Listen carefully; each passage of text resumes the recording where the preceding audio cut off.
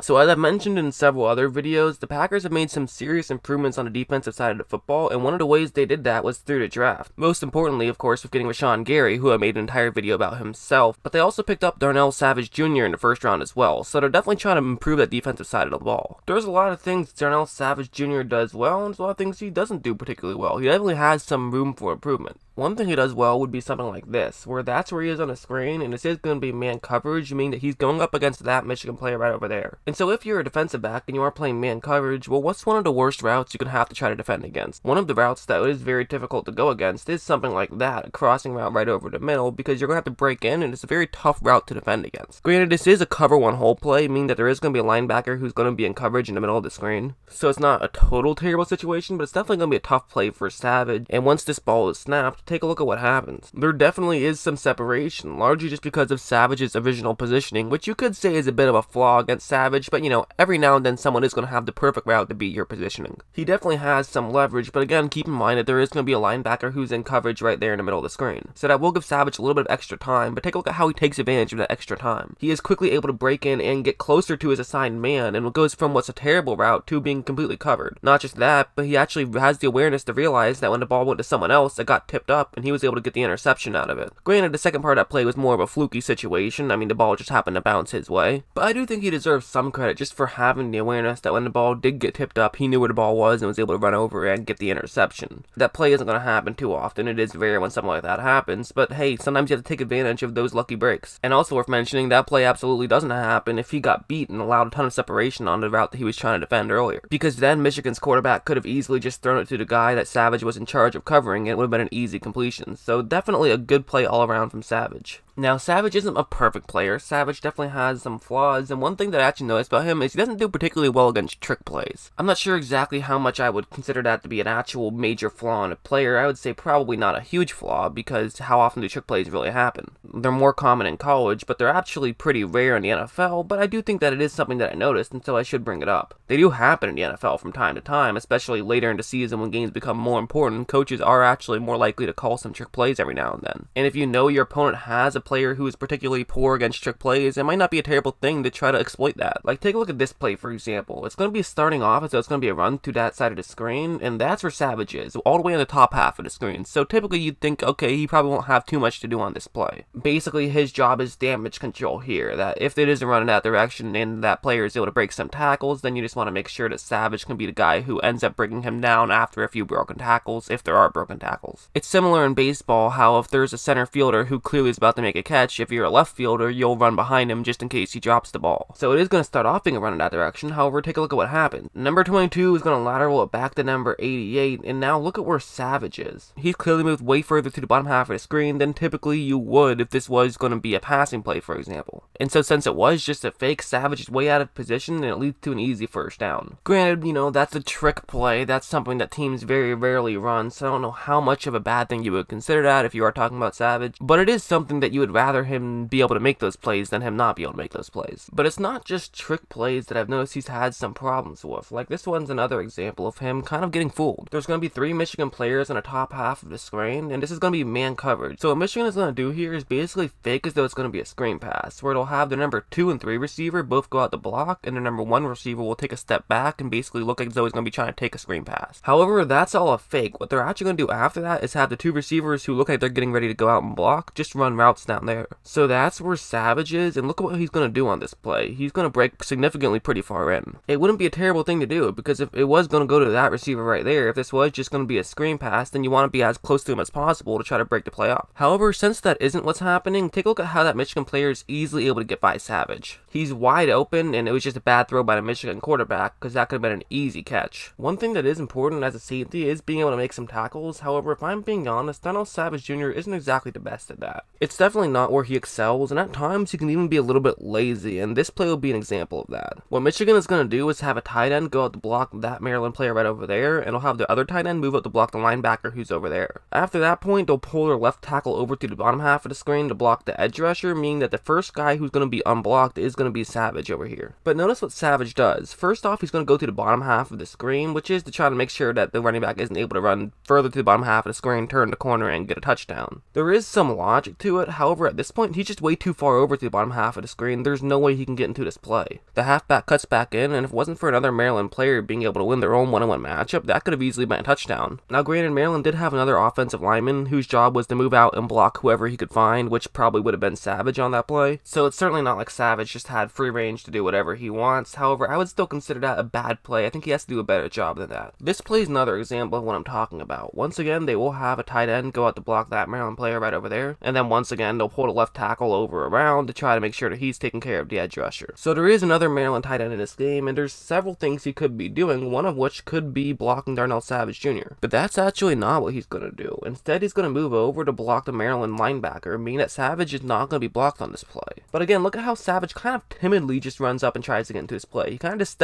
takes a couple of steps and isn't in position at all. It's a 2nd down and 1, so stopping someone 3 yards down the field doesn't really do too much. You in theory want to try to run up and make a play. You obviously don't want someone to get by you, but if you do, it's not the end of the world because you do still have players behind you, and really you want to try to make this stop. But as of right now, there's really not much he can do. He kind of has to reach out, and he does make this tackle, but there's no way he's going to stop him short of the first down marker. It was just sort of a lack of aggressiveness that I just don't love. Again, I get it, but I don't love it. And I want to be clear though, Savage is a good tackler. I mean, sure, I don't love those types of plays where he plays a little bit too timid and won't get in good position to make a tackle, but when he is in position to make a tackle, he can make a good tackle. This play is a good example where it is going to be man coverage. As you see on the bottom of the screen, there are 2 receivers and 2 defensive backs, so those will be the 2 routes that those receivers will be running, and really the number 2 receiver has the best route, I would say. He's cutting to the outside right around the first down marker, and since this is man coverage, this is a tough route to defend against, because as you see, once he makes this cut, Darnell Savage Jr. is a solid 3 yards past him, which is definitely a good situation for Michigan. But notice how once Savage realizes what's happening, he's able to break in and make a very quick tackle. Granted, it was a first down, but it was just barely a first down, and that's a tough play for Savage to make, and he was still able to just about make it. One thing Savage can struggle at from time to time is being the free safety in a cover 3. It's not something that he's terrible at, but he certainly is a bit hit or miss from time to time. Like on this one, it is going to be a cover 3 zone, and that's where Savage is on display. That's his responsibility, is to be in the middle of the screen. But basically the way this works is you're playing center fielder here, or whichever direction that this ball is going to go to, you want to go in that direction and try to cut off a potential throw, or maybe even try to intercept the pass. So for example, since there is going to be a receiver running a go route right there on the right side of the screen, this now means that if the ball does go in that direction, Savage is going to have to run over and try to either knock the ball away or at the very least be able to make a tackle. And so as you see right now, the receiver is doing a great job of winning his one-on-one matchup, and it's going to be easily open. So that's where Savage should run to and try to knock the ball away. However, look at Savage here. Savage isn't even past that receiver. That receiver is already past him, and obviously it'll be tougher for Savage because he'd also have to run to the right side of the screen to make a tackle. He was just too far shallow, and by the time this is a throw, it ends up being an easy touchdown.